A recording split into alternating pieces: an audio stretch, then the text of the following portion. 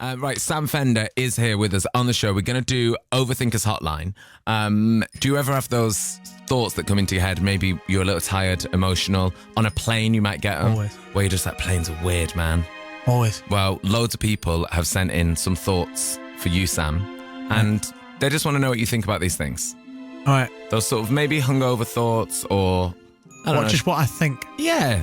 So Right. first up, we're going to hear from a lady called Amy. Hello, Amy. When you're in your car driving and say there's like a fly or maybe a bee in the car with you and you're going 60 mile an hour, you're moving 60 mile an hour because you're sitting on the car and it's moving you.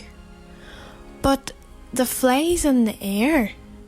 How does it move with the car? It's not on the car like in the seat. If it was outside the car, I don't think I could keep up. Makes me question everything. Amy there with a thought about a fly in a car. It's mashing my puny brain. It really is. Yeah, because it's... Is it not? Is it momentum or whatever? I got a B in physics. Like I wasn't that bad. Yeah. And We didn't do flies, though. I didn't do flies in cars, no. though. Yeah, you didn't Is do it not flies just because in cars. That must be A-level. Is the fly technically flying at 60 mile an hour then?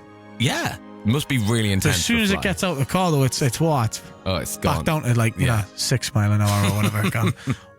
Straight out with the pew. 11 knots. Next up, Nancy has a thought for us this afternoon. So why do we call our parents mum and dad? Why don't we call them by their names? It's just so confusing because everyone in the world calls their parents mum and dad. Instead of like, I don't know, Daryl and Glenda would be so much easier because there's not as many. Like if you go to a supermarket, for example, you call out to your mum, you're like, Mum. Like 10 other women turn around. It's like, no, not you, like my mum. I don't know what Nancy's going on about. To be honest with you, Nancy, you're talking a load of hogs wallop. Right? And I'll tell you why. I don't say mum first, I say mam. Mam. Or ma. Ma. Oh, ma. You say ma. Ma is like... Ma and da. Right, do you go ma and da? Sometimes if I'm drunk. Right. If I'm like drunk and I'm being a bit cheeky, I go, oh, ma. Oh, ma. But that's like, that's Geordie. Yeah. If my dad, I go, oh, father. Father. But mom and dad. The reason why you call them mom and dad is because they're not your mates. Right? It's respect. They can be your mates, but they're not your mates, right?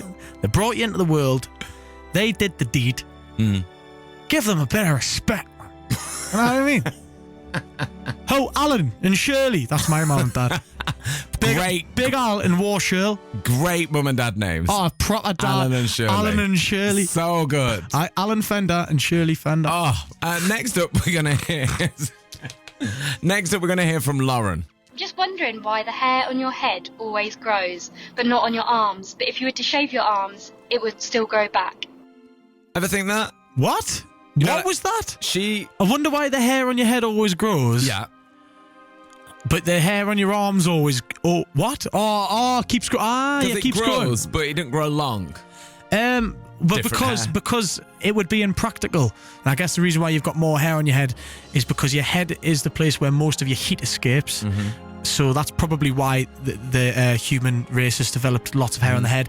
And the hair on your arms is there to slightly insulate you when it gets cold. But you wouldn't want long hair on your arms because your arms are there for doing stuff with. And your hair making would be... tools and building empires and taking over the... You know what I mean? Doing what humans do. But I don't... Yeah, if you had like, geet hairy arms, you wouldn't... I mean, if you're in the water, you'd be knackered. You'd be like Chewbacca.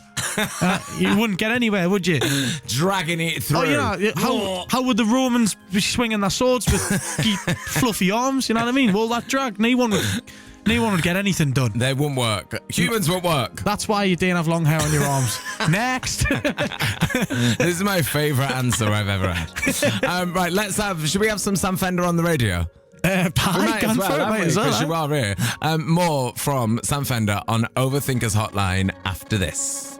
Sam Fender is here with us. We are hearing some really amazing things, both from the brain and mouth of Sam, but also from some great people who've been sending in these thoughts. Are you ready for some more? Aye. Aye, I'm ripe and ready to go. Let's go. Okay, Kieran's next. What is the point of a tie? Like, clothes all serve a purpose. They keep us warm. They cover us up. Tie just sits there. Yeah. You know what it is? I'm with you 1,000%.